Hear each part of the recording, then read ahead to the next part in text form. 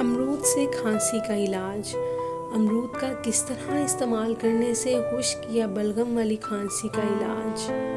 سرد اور خشک موسم میں بلغم اور خشک کھانسی ایک تکلیف دہ مسئلہ ہے، لیکن لازمی نہیں کہ اس کے لیے آپ کو ڈاکٹر کے پاس جانا پڑے اور ڈھیروں روپے خرچ کر کے دوائیوں کا استعمال کرنا پڑے، کیونکہ صرف ایک پھل ہی اس کے علاج کے لیے کافی ہے۔ جی ہاں، وہ پھل ہے امرود۔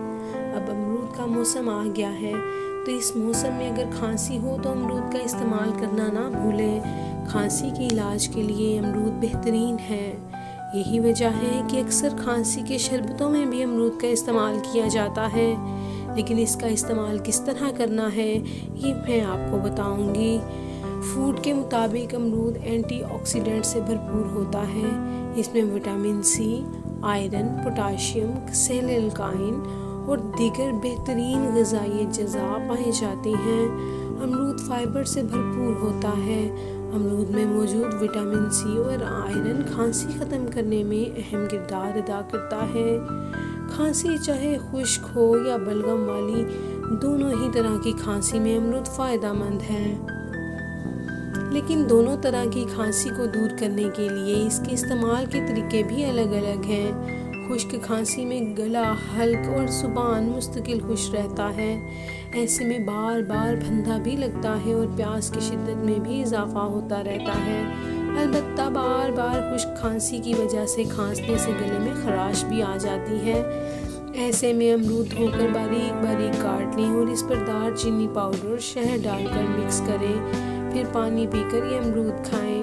امرود کھانے کے آدھے گھنٹے کے بعد تک پانی نہ پئیں۔ بلغم والی کھانسی سے جہاں سینے، پھیپھڑوں اور گلے میں درد ہوتا ہے، وہیں ٹانگوں میں بھی درد ہو جاتا ہے۔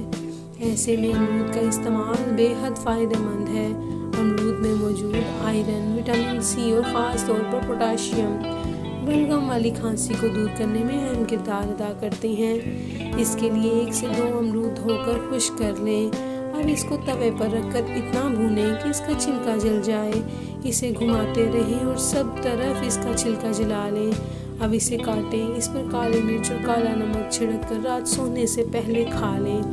امرود سے پہلے پانی پی لیں، مگر امرود کھانے کے بعد پانی کا استعمال ہرگز نہ کریں۔ کھانسی دور ہو جائے گی۔ یہ دونوں ہی طریقے خشک اور بلغم والی کھانسی کے ساتھ ساتھ نزلہ زکام دور کرنے کے لیے بھی مفید ہیں۔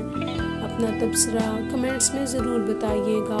چینل کو لائک اور سبسکرائب ضرور کیجیے گا۔ اللہ نگہبان۔